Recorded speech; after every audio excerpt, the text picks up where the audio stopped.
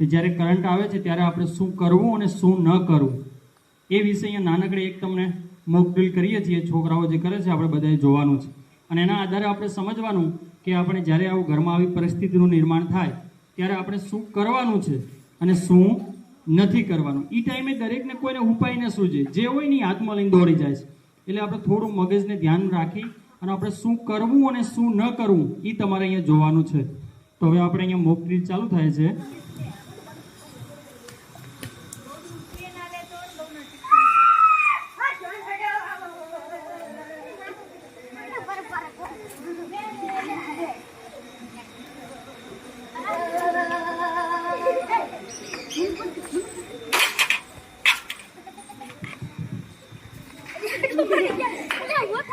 એકવાર કરો, તમે જોતા રહેજો, બાકીના બચાવ વાળા પેલા દૂર રહો બેટા. એક એક આવો, ધીમે ધીમે એક એક આવો.